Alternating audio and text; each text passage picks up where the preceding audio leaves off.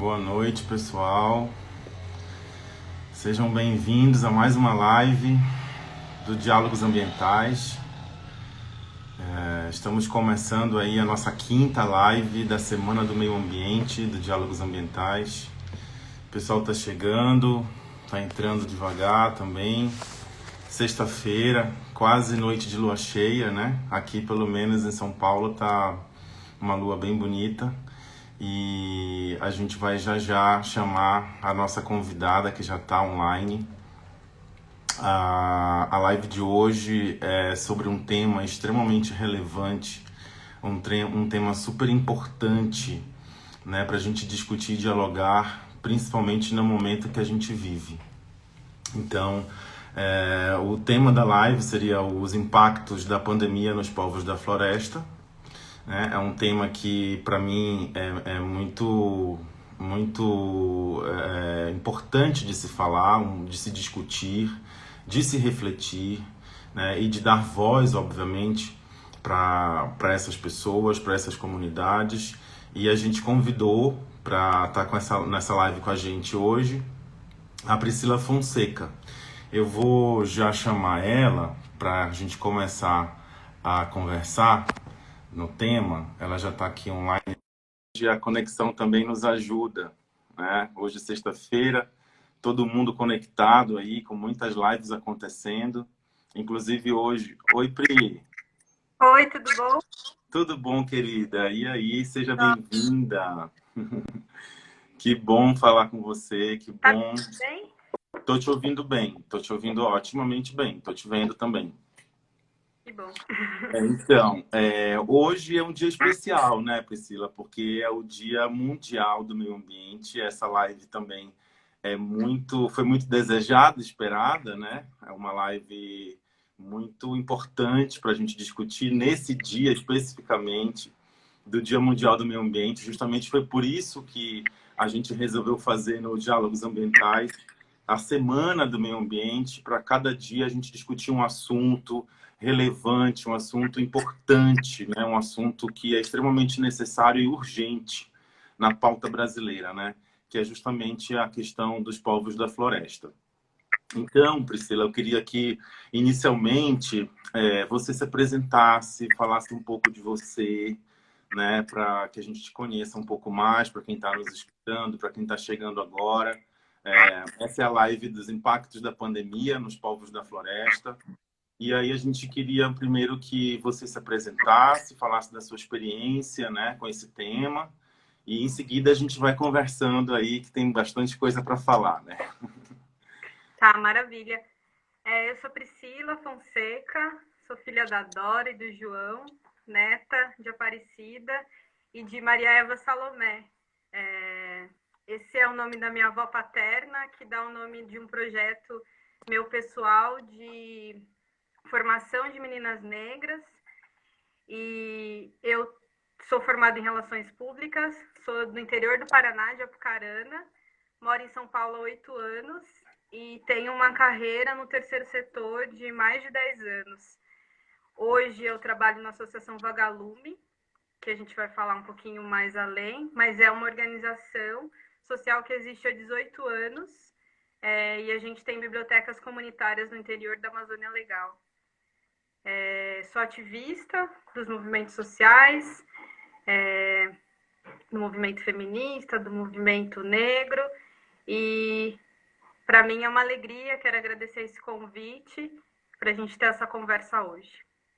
Pri, a alegria, na verdade, é toda nossa, né? Acho que é cada vez mais, como eu falei no início, necessário a gente dialogar sobre esses assuntos, né? E para mim, em especial, quando você fala de Amazônia Legal, a gente já conversou antes, né? Eu sou de Belém, né? Nascido e criado em Belém do Pará, uma das metrópoles. Oi? Eu amo Pará. Ah, você conhece Belém? Que bom, que legal. Uma das metrópoles da Amazônia, né? Então, de certa forma, para mim, é um tema que é muito especial de se tratar, né? Eu obviamente, tenho estudado um pouco sobre isso, né? É um tema que tem muita coisa a ser tratada, muitos assuntos a serem aprofundados. Aqui a gente vai tentar pincelar alguns deles na nossa live de hoje, mas eu queria, de antemão, já deixar um beijo aí para quem está entrando, para quem está chegando. Tem um aluno meu aqui, o Vitor, um abraço para ele. Tem também amigos, tem ex-alunos também, alunos que, de certa forma, fazem a diferença quando a gente trata desses temas em sala de aula, e eu acho que é extremamente importante, né? Pri, vamos falar um pouco a respeito do seu projeto, né? Eu acho que é importante para a gente conhecer e divulgar a questão da Ação Vagalume, o que, que eles fazem lá na Amazônia Legal, quais são os objetivos do projeto, o que, que se desenvolve lá. Vagalume é uma organização social que existe há 18 anos e a gente trabalha com bibliotecas comunitárias no interior da Amazônia Legal. A Vagalume surgiu com 3 amigas, que são as fundadoras, então a Silvia, a Laís e a Fofa. Elas eram jovens há 18 anos atrás e elas eram apaixonadas pela Amazônia e pela educação. Então, elas resolveram fazer uma expedição de 1 ano em que elas passaram por diversas comunidades no interior da Amazônia Legal. É interessante dizer, né, quando a gente pensa em Amazônia, e isso é um desconhecimento, eu mesma não sabia até entrar na Vagalume, mas a Amazônia Legal brasileira, ela compõe 9 estados do norte, um pedacinho do nordeste e centro-oeste do Brasil, e está composto por estados que a gente falou, Pará, Amazonas, Roraima, Rondônia, Mato Grosso, entre outros estados, e todos esses lugares existem comunidades rurais, e a gente vai falar também um pouco dessa diversidade da Amazônia, né? Mas aí a ideia principal da Vagalume é formar mediadores de leitura para fazerem a mediação, e a gente também tem um trabalho que é de curadoria de acervo. Então, nesses 18 anos, a gente faz um trabalho de curadoria de um acervo que priorize a diversidade. Então, pensando em literatura infantil, infanto-juvenil, literatura adulta, pensando na presença negra e na presença indígena também. A gente sabe que está crescendo o mercado editorial de presença negra, de presença indígena ainda é pouco, mas existem escritores indígenas, escritores negros que trazem a temática e têm trabalhado também essa questão de olhar para essas crianças, né? Olhar para a rotina e para a diversidade dessas crianças. Ótimo. É só uma pergunta, Pri. O foco, então, seria para, dentro dessas comunidades, no interior da Amazônia Legal, para a literatura infantil. É isso? A educação, na verdade. A educação literária, a educação nesse aspecto, das bibliotecas, né?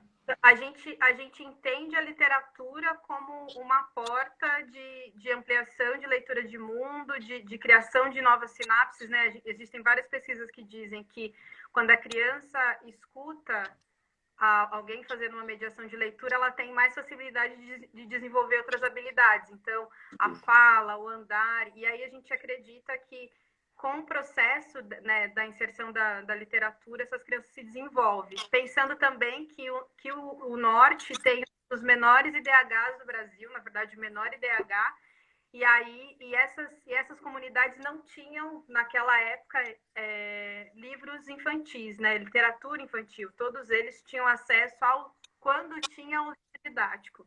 E pensar nessas comunidades, a gente está falando de comunidades de regiões remotas, então, de lugares, por exemplo, né, vou trazer um exemplo de uma comunidade em Portel. Para chegar em Portel são 18 horas de barco, de Belém até Portel, e para chegar nessa comunidade, muitas vezes são 8 horas de lancha. Então, a gente está falando desse tipo de distância, e em comunidades que ainda hoje não têm energia, elas vivem de gerador. Então, especificamente essas comunidades que a gente trabalha. E aí esse é o cerne da Vagalume, trabalhar literatura de qualidade, formar essas pessoas, pensar na gestão dessas bibliotecas. Então a gente incentiva também, então, como a gente fala, biblioteca comunitária, essas bibliotecas elas não são da Vagalume, essas bibliotecas são da comunidade. A Vagalume, ela faz um processo de curadoria, ela envia esse acervo, ela forma os mediadores de leitura, mas a gestão da biblioteca é feita por esses voluntários. Pela própria comunidade, né, no caso. Verdade. Legal. Só para registrar, também a gente tem, o pessoal está entrando devagar, enfim, para registrar que a gente tem aqui uma grande amiga, Raquel Sobral, que está nos assistindo. Ela é historiadora, professora, ela conhece bastante da realidade da Amazônia. Eu tenho certeza que você falando sobre essas dificuldades do acesso, ela já trabalhou no interior da Amazônia, em Moaná, por exemplo, ela já deu aula em escolas, ela sabe justamente dessas dificuldades. Queria deixar um beijo para ela muito grande, que bom que ela está assistindo a live. Isso tem tudo a ver, Pri, Pode com mandar durante a live? Por favor, fique extremamente à vontade. Eu estou vendo a Marcinha, que é educadora da Vagalume também há mais de 10 anos, que é uma educadora que eu admiro muito, que tem uma pesquisa profunda sobre literatura infantil, sobre presença negra. Então, queria mandar um beijo para a Márcia. Um beijo para a Márcia também. Obrigado, Márcia, por você estar aqui. Essa, na verdade, é a proposta do canal, né? Quando a gente conversou, Pri, justamente para dialogar, né? Para divulgar, para compartilhar conhecimento, que eu acho que nesse momento é extremamente importante, né, a gente fazer isso. E fala para a gente um pouco como é que funciona essa metodologia da Vagalume em relação justamente à questão do intercâmbio, né, cultural que há entre essas pessoas. Como é que funciona isso? Eu tinha contado um pouquinho ontem para você, né, do programa Rede, que é o programa que eu coordeno lá na Vagalume, que é um programa de intercâmbio entre adolescentes aqui do Sudeste, né, esse ano participam adolescentes de São Paulo e de comunidades rurais da Amazônia. Então, a gente faz um processo de seleção. Entre essas, a Vagalume tem 86 bibliotecas. Então, entre essas 86 bibliotecas, eles se inscrevem, quem tem interesse, e a gente seleciona algumas comunidades para serem par de troca desses par de trocas de São Paulo. Então, aqui em São Paulo, a gente tem 3 escolas particulares e 3 organizações sociais. Também pensando em diversidade, para que tanto as crianças da Amazônia tenham uma leitura diversa do que é São Paulo. Então, a diversidade de quem está no Jardim La Pena, lá com a Malu, trabalhando com os adolescentes, a diversidade das escolas particulares aqui da Vila Madalena. Então, para pensar, esses meninos entram em contato entre eles, né? A gente faz 2 encontros durante o ano para que eles se encontram e eles também podem trocar entre si. E cada par de troca daqui de São Paulo troca com uma comunidade. Então, por exemplo, uma escola daqui de São Paulo, durante um ano, vai trocar com uma comunidade, com um quilombo do Maranhão. E aí a gente tem uma metodologia de 5 trocas durante o ano. Mas acontece as oficinas toda semana aqui e toda semana lá. A gente está com esse desafio da pandemia, mas a metodologia é essa. E a gente está trabalhando o possível também à distância. Legal. E assim, vocês já, dentro do que vocês já demonstraram, trabalharam, é fundamental esse tipo de trabalho e essa troca, né, também, para que as pessoas daqui do Sudeste saibam o que é a Amazônia, conheçam o que é a Amazônia e que saibam que ali também é um pedaço do Brasil, né? Ali também é solo brasileiro, é território brasileiro, mas é rico, extremamente rico em diversidades culturais, né? Que é o que a gente vai falar daqui a pouco sobre os povos da floresta. E alguns resultados, assim, que vocês já sentiram sobre esse tipo de troca que foi positivo, que você acha que pode ressaltar? Sim, a gente percebe nos adolescentes, vou falar especial aqui do Sudeste, né? Primeiro, uma ampliação de leitura de mundo. Então, pensar que a Amazônia é essa diversidade, que tem quilombola, que tem indígena, que tem ribeirinho, que tem lugar que tem muito rio e tem lugar que não tem rio. Então, as comunidades que estão próximas à beira de estrada, que mesmo as comunidades indígenas têm uma diversidade imensa entre elas, que mesmo as comunidades quilombolas têm diferença. Posso pensar no Mirinzal, em Mirinzal, onde a gente tem 3 comunidades que são remanescentes de quilombo, e a gente tem vários quilombos em Oriximiná. Mirinzal são vários quilombos que estão próximo à estrada, né? Que tem os igarapés também, mas se a gente pensar Oriximiná, os quilombos são todos interior lá do Pará e são todos na beira do rio. Então, eles aprendem essa diversidade e, sobretudo, eles aprendem que trocando, né? Então, eles trocam cartas, trocam trabalhos, que os adolescentes do interior da Amazônia Legal têm uma visão de mundo, às vezes, muito próximas. Eles sonham, eles têm projetos, Claro. e a mesma coisa aqui, né? E essa São Paulo. Então, por exemplo, quando eu pergunto, converso com os meninos, eu falo assim, o que passa na televisão sobre São Paulo? E eles falam, violência, assalto, trânsito, prédio, metrô.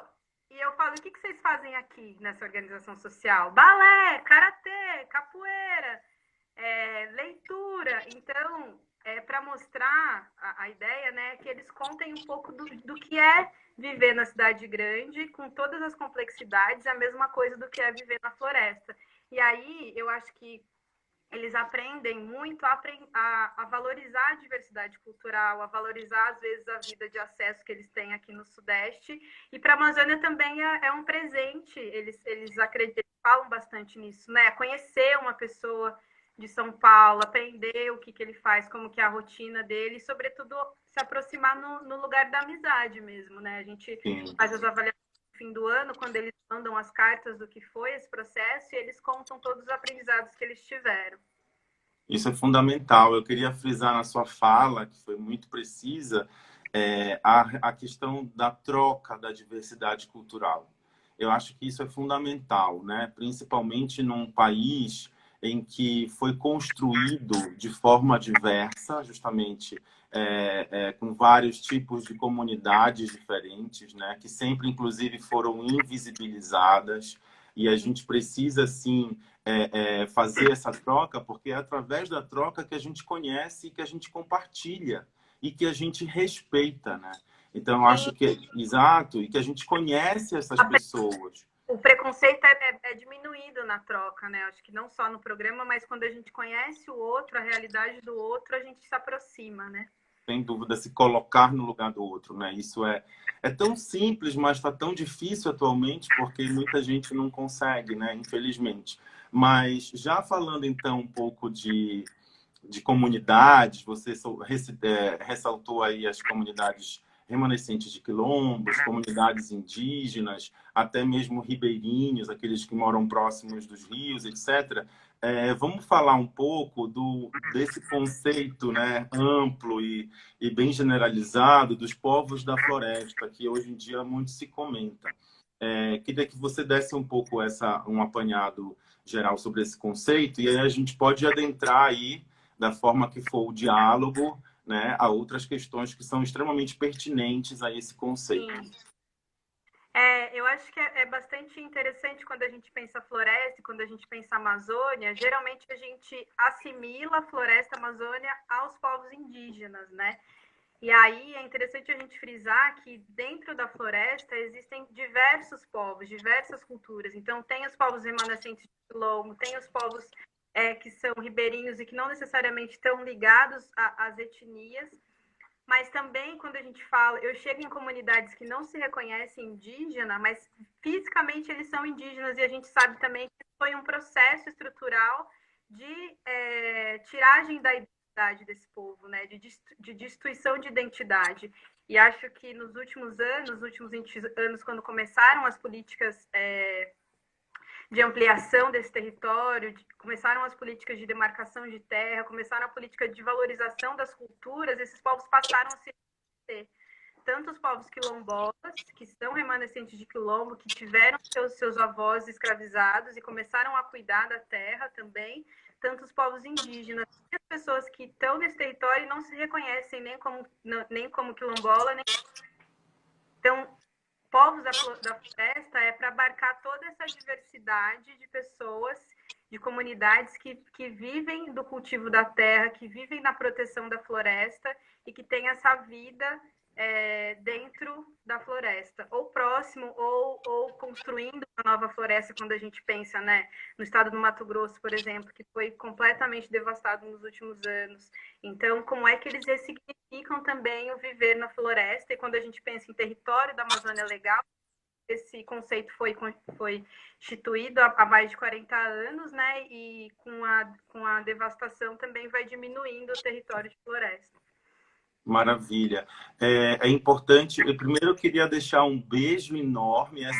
Se essa live está acontecendo, é graças à querida, maravilhosa, que eu adoro muito, Mari Lemos. Mari Acabou tá de aí. entrar. Queria dar um beijo para ela, um enorme beijo.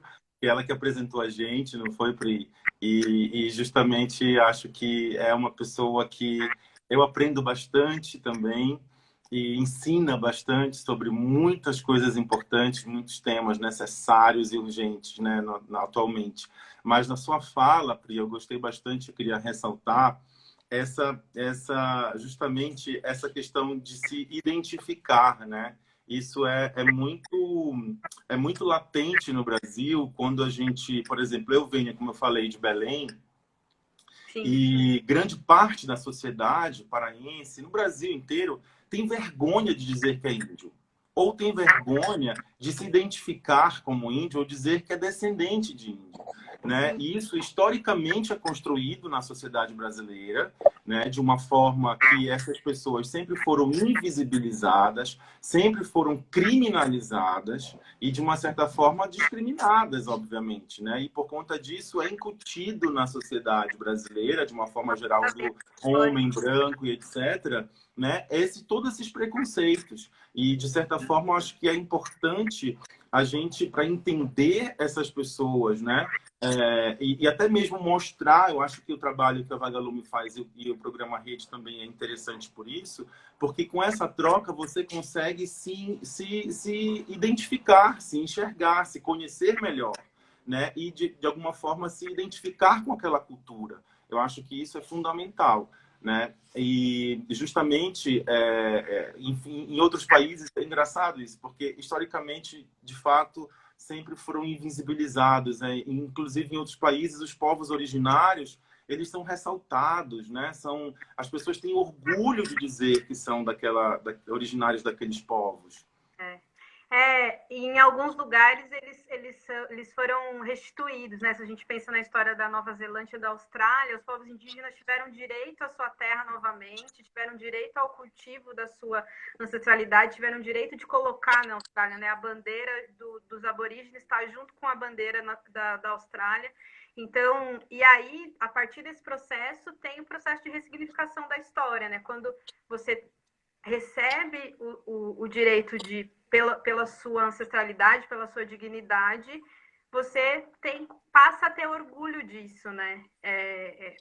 E aí eu acho importante a gente falar da importância de políticas públicas, né? Hoje a gente é dia 5, a gente está comemorando o Dia Mundial do Meio Ambiente, que surge lá da Conferência de Estocolmo em 72, e aí eu estava lendo como que a gente se distanciou desses princípios, né? E como que pensar que isso está muito sistematizado. Quando a gente pensa em fome, e hoje em algumas comunidades da Amazônia elas estão sofrendo muito, muito em relação à pandemia, mas graças a Deus graças a Deus não, graças a Deus e a floresta, graças a Deus e ao cultivo da floresta, graças a Deus e essas pessoas que cuidam.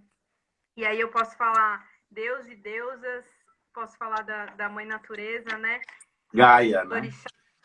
Dos orixás e toda a diversidade das crenças que também foram instituídas desses povos, né? Se a gente pensa nos povos indígenas, com a questão da colonização, com a chegada das missões, quanto que isso também ajudou e contribuiu para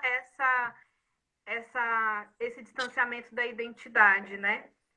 E aí é importante a gente falar em relação ao meio ambiente, a questão da demarcação de terra e todo o desmanche que está acontecendo nos últimos anos, em especial nesses últimos 2 anos, né? A gente teve a maior devastação da floresta esse ano, foi 172%.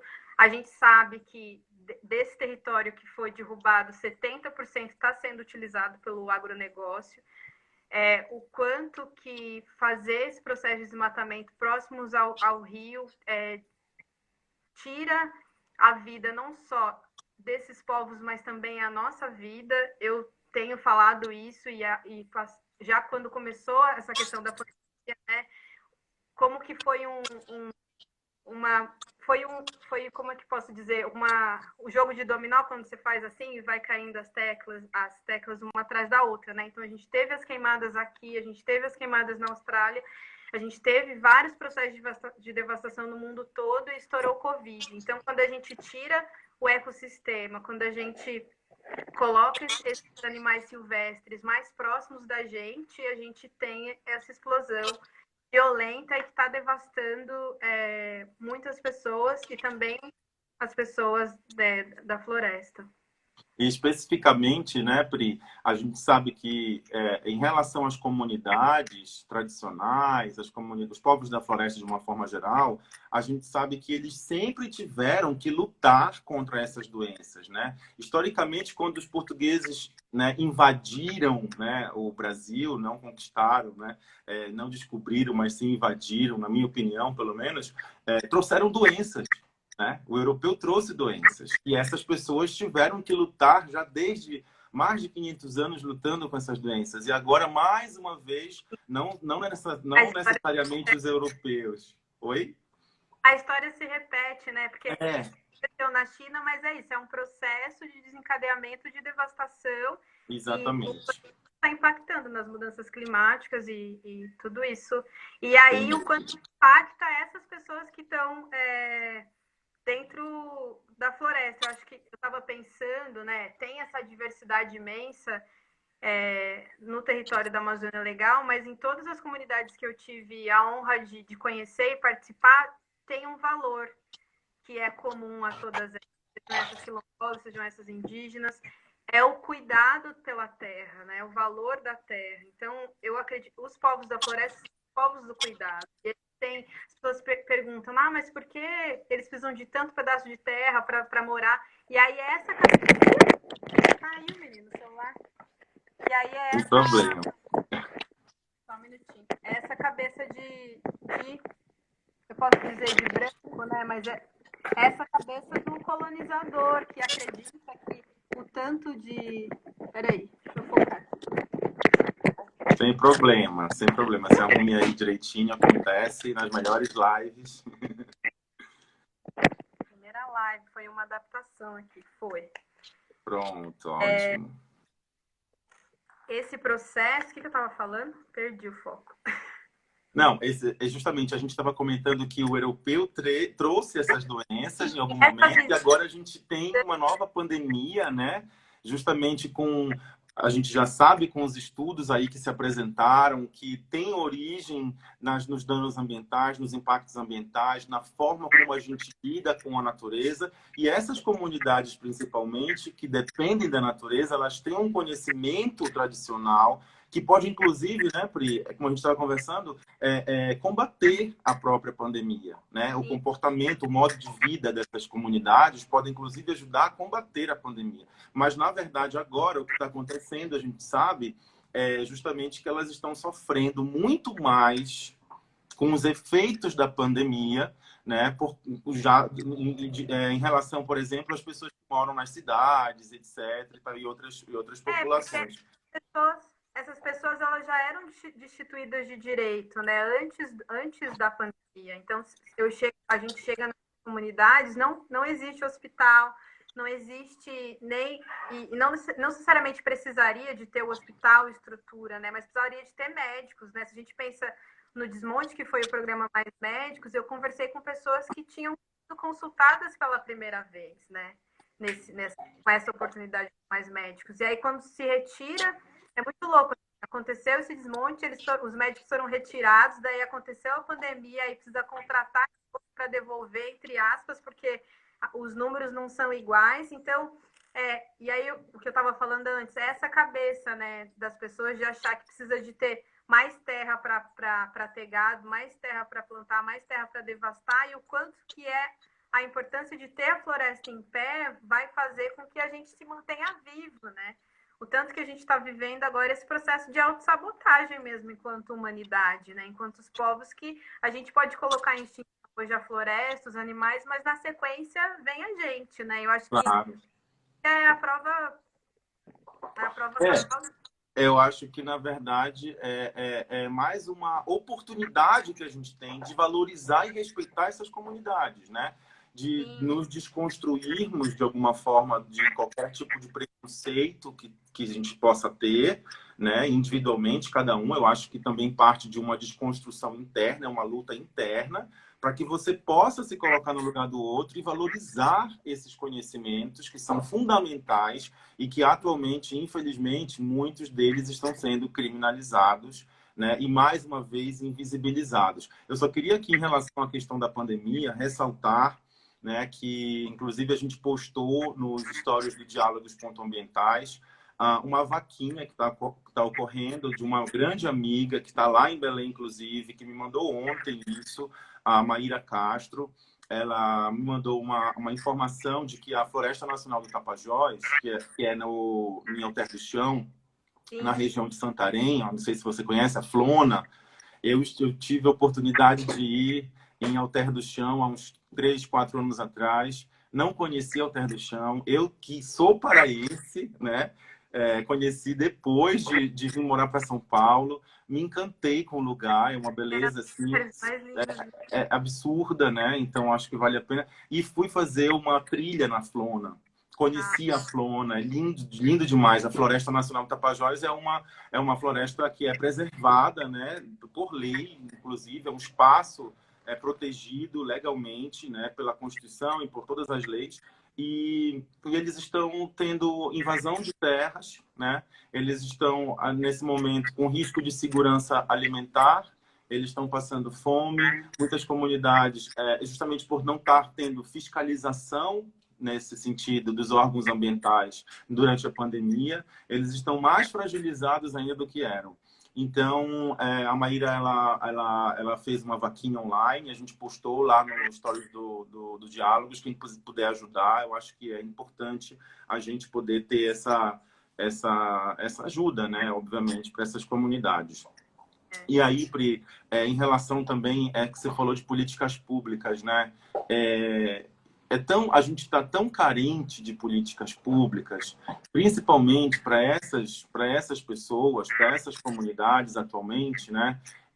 E que a gente fica pensando na necessidade de representatividade para essas pessoas, né? Acho que a representatividade ela é crucial no momento da gente dar voz, da gente dar espaço, né? Da gente poder escutar essas pessoas, principalmente, né? Eu estava até fazendo, só como exemplo de representatividade, eu estava fazendo uma pesquisa ontem para a nossa live de hoje, e eu vi que a primeira mulher indígena deputada federal da história desse país foi eleita em 2018. Não havia antes no Congresso Nacional enfim, ao longo de toda a história, nenhuma mulher que tinha se autodenominado indígena. E ela é a Joênia Wapichana, do partido Rede de Roraima. De Então, Roraima. e isso eu confesso que eu não sabia. Eu soube através dessa pesquisa que eu fiz, né? E eu fiquei assustado porque nunca tinha sido eleita uma mulher indígena num país chamado Brasil. É algo assim até surreal, né? Tanto por uma questão de gênero, por ser mulher, por uma questão de identidade com o povo, né? Isso é absurdo. Como assim? Então, cada vez mais a necessidade de se dar a visibilidade e de se votar nessas pessoas, de conhecer o que elas têm para dizer, né? E aí eu fiz também rapidamente uma pesquisa de pessoas autodeclaradas negras, eu estou falando da Câmara dos Deputados somente, tá? Eu não estou falando do Senado, eu não vi no Senado, mas na Câmara dos Deputados, em 2018, 13 mulheres que se denominam negras foram eleitas como deputadas federais e 113 homens que se autodenominam negros foram eleitos deputados federais. E aí a gente vê ainda também nessa relação de representatividade que 100 deputados negros mais do que deputadas mulheres, né? Isso realmente é algo muito difícil, de fato. Eu acho que o Congresso e esses lugares de poder, esses espaços de poder, entre aspas, eles são um reflexo da sociedade como um todo, né? Da sociedade brasileira como um todo. Se a gente pensar que hoje o território indígena, as pessoas, os indígenas ocupam menos de 20% do território nacional, pensando que o Brasil foi, como você falou, foi invadido e ele já era indígena, né? São milhares de etnias que foram devastadas durante esse processo. E aí, quando a gente pensa nos afrodescendentes, nos negros, também tem essa questão, né? Quando a gente está agora... foi em 1988 a abolição, né? Entre aspas, também.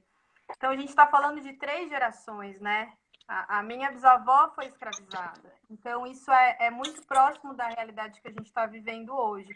E se a gente considera o processo de pós-abolição como um processo de devastação também dessas comunidades, né? Dessas pessoas que, enquanto escravos, tinham um pouco, ainda tinham comida, ainda tinham um lugar para dormir. Quando termina o processo de escravidão, eles são largados e aí a gente recebe o processo de colonização, os italianos, os alemães, com direito à terra. Então, todo mundo tinha o seu pedacinho de terra, tinha o seu salário, tinha a possibilidade de reconstituição de vida. E a gente está vivendo isso hoje, ainda 130 anos depois da abolição, da institucionalização. E se a gente pensa também, quando a gente fala de políticas públicas, que é um pouco que eu tinha falado, né? A gente teve a CEPIR, eu tinha anotado aqui que foi 15 anos de CEPIR, e ela, não, foi 15 anos de CEPIR, agora me deu branco. Aqui, de 2013 a 2015, e aí ele foi retirado durante o governo Temer. E aí, então, todo um processo, né, primeiro que foi instituído pelo trabalho do movimento negro, de muitos anos, desde o processo, né, da escravização, de reivindicação por direito, reivindicação por vida digna, e aí a gente consegue, lá em 2003, institucionalizar a CEPIR, que em 2015 foi extinta. Como a gente pode pensar também no Ministério do Meio Ambiente. Hoje eu li uma notícia falando de Fundação Palmares, que os processos de legalização de terra dos povos quilombolas, eles passaram a ser aprovados pelo INCOR, está dentro do Ministério da Agricultura. Então, a gente está falando de desmonte e de desmonte institucionalizado. A gente está falando, quando a gente pensa no desmatamento, né? Isso aconteceu porque foi incentivado também. A gente tem um governo que é a favor do desmatamento, um governo que é a favor do garimpo, tem um governo que é a favor da destruição da vida, da história dessas comunidades, né? A gente tem hoje... É um governo, né, Pri, desculpa te interromper, mas é um governo que odeia povos indígenas, né? Que declara isso em rede nacional, em reuniões ministeriais, justamente a palavra ódio, né? Que odeia esses povos, que odeia essas comunidades. Então, é algo realmente devastador, né? É aquilo que a gente estava falando no começo, né? Que é... Quando essas pessoas conseguem finalmente olhar para si, valorizar a sua história, valorizar a importância da terra, do território, dos direitos, e começa a lutar por isso, vem o ódio, né? Porque agora as pessoas estão cada vez mais tendo lugar de fala e espaço para falar. Assim, antes, durante muitos anos aconteceu essa devastação, durante muitos anos aconteceu esse processo de destruição, e essas pessoas não tinham, a gente nem ficava sabendo, né? Então, hoje, com a internet, a gente sabe que tem mais de 20 mil garimpeiros no Vale do Javali hoje, na Amazônia, colocando em risco os povos Yanomamis e também povos que são isolados. A gente sabe que a gente está falando de extinção de povos, a gente está perdendo não só os povos indígenas, mas a gente está perdendo a história, né? Sem dúvida. A nossa memória, né? A nossa memória originária, né? Exatamente. É importante também a gente ressaltar Pri, que a Constituição, como você bem mencionou, a Constituição de 88, ela reconhece a posse das terras tradicionalmente ocupadas pelos índios, né, no artigo 231, e também ela reconhece, no artigo 215-16, a diversidade cultural. E é Sim. justamente isso que a gente precisa entender, né? Que a nossa, o Brasil é formado por diversas culturas e elas não necessariamente precisam conflitar entre si. Pelo contrário, elas podem viver de forma harmônica no território nacional. Agora, claro, elas precisam ser visibilizadas, serem respeitadas, obviamente, e garantidas de direitos, né? Claro. A Constituição ela garante esse direito, mas quando a gente tem um governo que, de certa forma, não respeita a Constituição e não respeita essas comunidades, cabe, eu acho, cada um de nós, como, né, indivíduos, de alguma forma, dialogar cada vez mais sobre isso, compartilhar esse conhecimento, estimular que outras pessoas que não conheçam, né, sobre esses assuntos possam, de alguma forma, estudar mais sobre isso e entrar, na verdade, engajar nessa luta, dessa defesa, né? Que são pessoas, são seres humanos, direitos humanos está aí para isso também. É interessantíssimo esse tema, na verdade, muito me agrada e muito me deixa muito feliz. Pri, e em relação a, assim, a gente já falou um pouco das dificuldades, né, dessas comunidades na pandemia. O que a gente pode fazer? Queria ouvir um pouco da sua parte. O que a sociedade brasileira, já que a gente não pode esperar das políticas públicas que são criadas pelo Estado, e atualmente a gente está passando por essa dificuldade muito grande, né? O que nós, cidadãos, podemos, que de alguma forma conseguimos nos colocar no lugar do outro, o que a gente pode fazer como sociedade, assim, para realmente, pelo menos, tentar diminuir ou ajudar, né, essas comunidades? Eu acho que primeiro é um pouco do que você falou, da gente começar a estudar sobre a história do Brasil, sobre um outro viés. A gente precisa reconhecer que a gente, infelizmente, tem uma história que foi de genocídio, que foi de violência e que hoje ainda está se repetindo, né? Depois, a gente precisa... Quando eu perguntei, né, comunidades, e a gente tem acompanhado muito, a gente falou um pouco da Vagalume em relação à literatura, e hoje a gente criou um comitê Covid, a gente tem olhado e conversado com as pessoas a partir dessa perspectiva, né? A gente no começo tinha a expectativa da doença chegar nessas comunidades, mas a gente não tinha noção que ia chegar de maneira tão violenta e tão devastadora, né? E, sobretudo, as comunidades ribeirinhas, né? Essas que passam no barco 3 dias. Então, foi uma devastação muito grande para Tefé, para Portel. Essas comunidades estão vivendo situações bastante precárias e existem, eu acho que é interessante para além da Vagalume, vocês pesquisarem, tem o Mídia Índia, que é um canal dos indígenas que tem jovens que têm divulgado várias campanhas.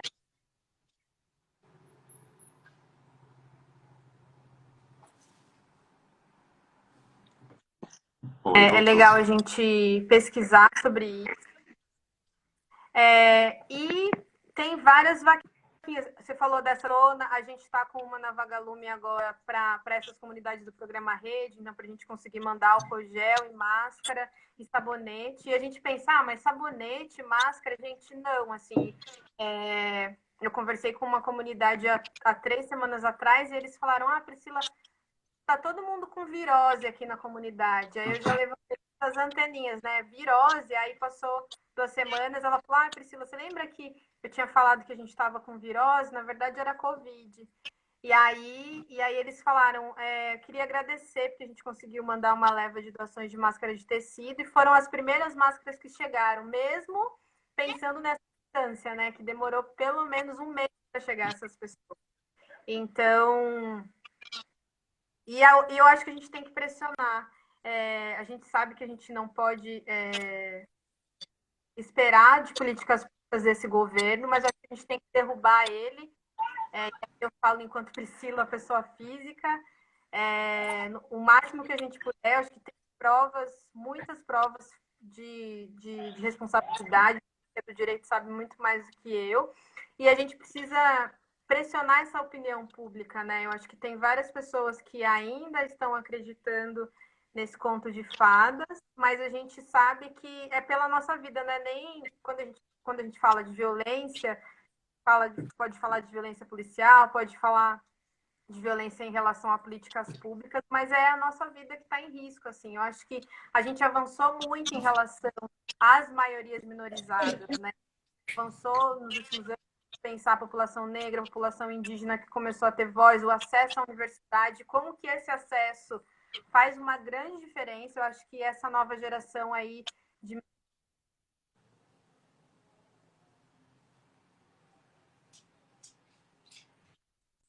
conseguiu ampliar sua leitura de mundo, conseguiu pensar, pesquisar sobre os seus, né? Se a gente pensa antes, os povos pretos, eles eram objetos de estudo, e agora a negrada entrou e começou a pesquisar sobre si, começou a criar metodologias, começou a criar, a gente teve a Jaqueline, né, a doutora que está nesse caminho do genoma. Então, quando a gente tem acesso e a gente está oportunidade, quando a gente tem oportunidade, a gente consegue gerar transformação. E é a mesma coisa os povos indígenas. Eu visitei uma comunidade lá no interior de Tefé, e aí era um casal, eles são marido e mulher. E aí ela falou assim, a gente está terminando o mestrado. Eu falei assim, meu Deus.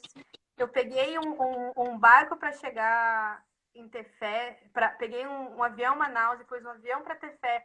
Viajei 8 horas de barco, estou no meio da floresta e eles estão fazendo mestrado e, sobretudo, estão pesquisando sobre eles. Isso é revolucionário, a gente não pode deixar isso acabar.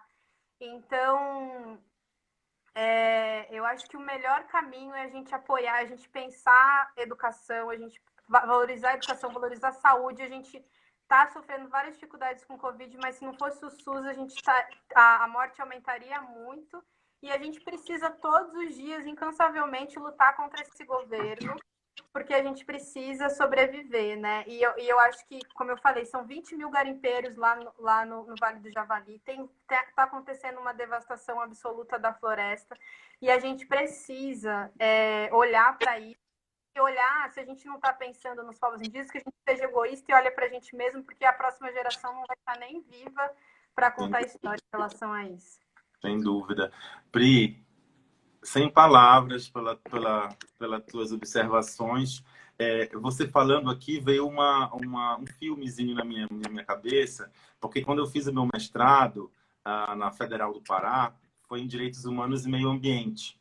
E foi um dos primeiros programas, se eu não me engano, o primeiro programa de pós-graduação em Direito do norte do Brasil, que teve vagas para indígenas na pós-graduação. E na turma que eu entrei, tinha uma mulher índia. Ela tinha feito a graduação no Mato Grosso.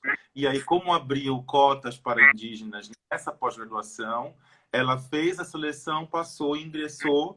E eu fazia uma disciplina no mestrado chamada Etnologia Indígena. Foi assim um divisor de águas para mim, porque foi pela primeira vez que eu tive contato direto, né, com essas pessoas e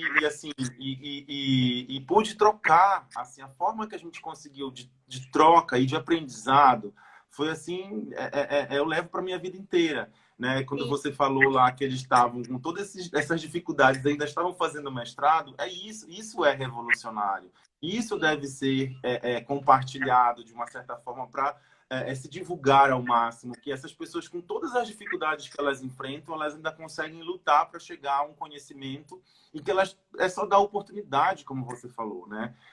Eu queria deixar como referência sobre a questão dos povos da floresta um livro que é muito interessante, da Eliane Moreira. A Eliane foi minha professora querida na Faculdade de Direito, ela que me fez abrir as portas assim, para o direito ambiental. Ela é promotora de justiça no estado do Pará hoje, e ela tem um livro chamado Justiça Socioambiental e Direitos Humanos, uma análise a partir dos direitos territoriais de povos e comunidades tradicionais. Depois eu posso, inclusive, passar para vocês, colocar no diálogo a referência. Esse livro é de 2017, da Lumen Iuris. Muito interessante, porque, inclusive, a Eliane ela fez o doutorado dela com base em comunidades tradicionais e biodiversidade. né? E ela fala bastante sobre isso, é uma lutadora dessa causa, inclusive, e queria deixar como referência também. E só complementando também a sua fala, Pri, já para a gente ir para o final da live, eu tenho, de alguma forma, pesquisado bastante coisas sobre isso, né? Porque são causas que eu, de fato, abraço, que eu também quero contribuir de alguma forma para lutar, para dar mais visibilidade, enfim, obviamente respeitando e sem me apoderando de nenhum tipo de signos ou de causas, mas também que eu tenho que reconhecer a minha posição de privilégio de homem branco, né, de classe média, etc., que teve acesso à educação, que teve acesso a uma certa cultura, e por conta disso, eu, como professor de uma universidade, me sinto obrigado, obviamente, né, a contribuir. Por isso que a gente criou o Diálogos Ambientais, com essa intenção de contribuir, de compartilhar, de pesquisar, de estudar sobre essas questões, né? Porque, infelizmente, a gente sabe que existe até na LDB,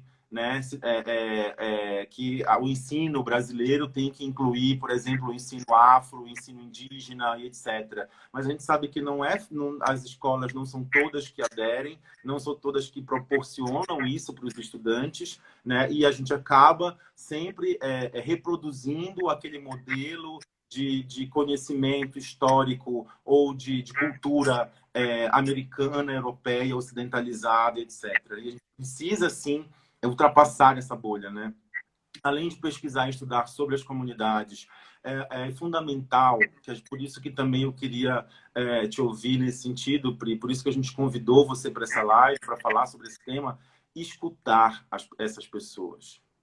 Nós precisamos saber escutar essas pessoas, né? Escutar as comunidades, escutar os indígenas, escutar os quilombolas, escutar os ribeirinhos, escutar o movimento negro, escutar todos esses movimentos sociais. É importante que eles falem por si e que a gente aprenda com eles.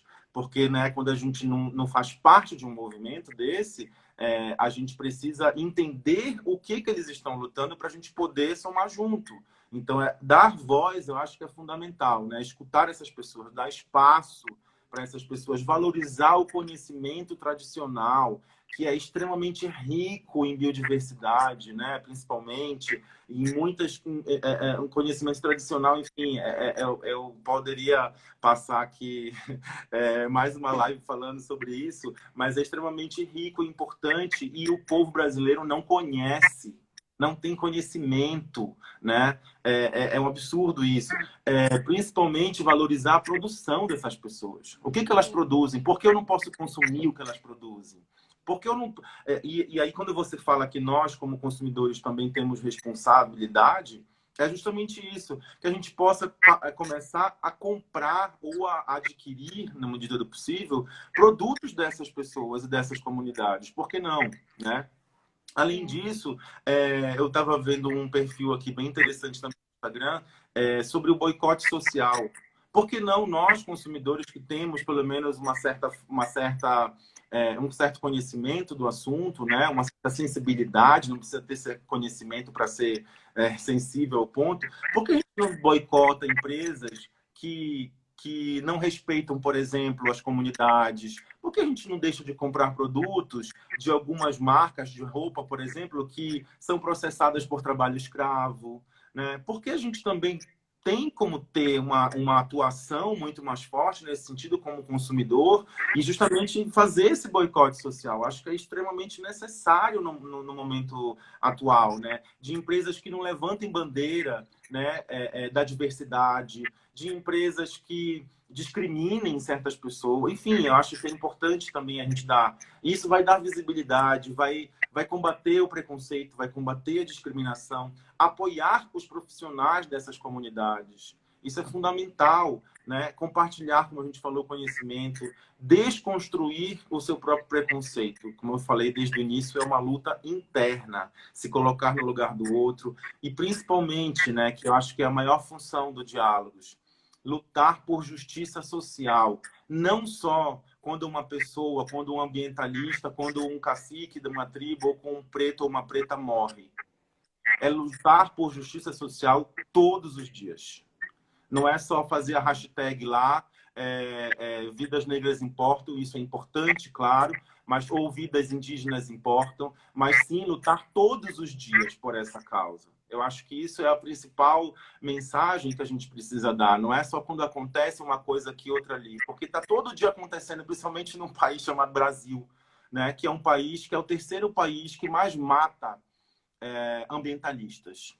Né? E que todo dia a gente sabe que tem uma pessoa de periferia, uma pessoa negra, uma pessoa, enfim, que não tem condições, que é morta e assassinada nesse país. Então, se a gente puder levar isso como luta e propósito de vida, eu acho que a gente pode, sim, dar visibilidade e ajudar nessa causa, nessas lutas sociais. Né? De alguma forma, era só para a gente pontuar. Pri, eu queria começar já te agradecendo, né? Muito, muito, muito por ter aceitado a live. Fiquei muito feliz com esse papo. Esteja sempre super convidada para estar no Diálogos. Quero cada vez mais também que a gente possa trocar essas ideias, trocar figurinhas. Eu acho que isso é extremamente importante. E poder conversar com pessoas que sabem, né, do assunto. Eu acho que isso é o primordial. Eu, como professor, tenho essa sensibilidade, pelo menos, e quero cada vez mais, né, dar visibilidade a isso. Queria te agradecer muito. Obrigado.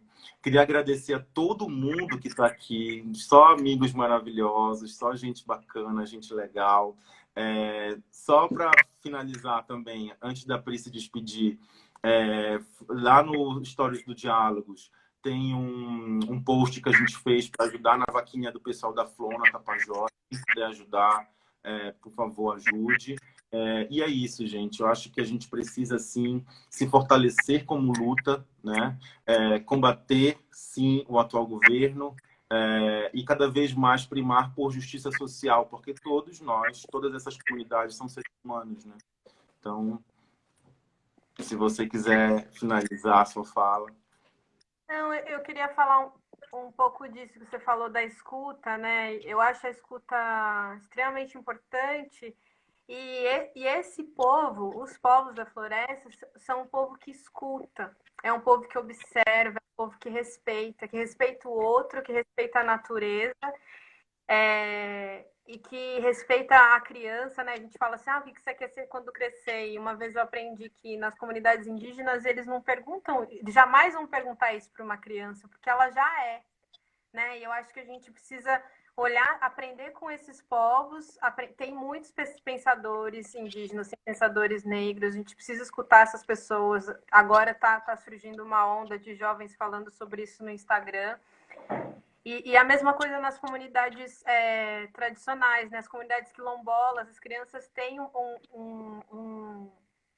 uma energia de respeito ao mais velho, eles pedem bênção quando o mais velho está falando, eles escutam e eles aprendem. E o mais velho também olha para a criança como um ser humano que tem opinião, que pode falar. Eu acho que isso, que é das experiências que eu tive, por todas as comunidades que eu passei, como que eles aprendem pela observação, né? As crianças observam os pais fazendo a farinha, cortando a mandioca, e depois aprendem a fazer isso e vão passando isso de geração. E como que a escuta, seja a escuta da natureza, então eles sabem das experiências mais incríveis que eu tive andando pela floresta, e aí de repente ele falava, ali está um esquilo, ali está um macaco. Eu falava, gente, mas cadê? E aí, a partir da experiência, da vivência, né? Eles vivem a natureza, eles são a natureza, e exatamente porque eles respeitam. E eu acho que é extremamente importante a gente olhar para esses povos e que a gente consiga dar voz para essas pessoas. É muito difícil a internet, eu até pensei em convidar uma pessoa quilombola para entrar aqui nesse momento, né? Ou uma comunidade indígena, mas e ainda eles estão aprendendo a mexer no Instagram, mas eu acho que a gente trazer e convidar essas pessoas para falarem a partir da perspectiva da vivência deles. Eu também quero agradecer o convite, peço desculpa. Temos 20 segundos para terminar a live. Obrigada a todo mundo que entrou. Eu vi vocês entrando aqui, ainda não sei mandar beijo na mesma hora, mas obrigada. Obrigado, Pri. Obrigado mesmo. Um beijo enorme para todo mundo, gente. Até mais. Tchau, tchau. Beijo.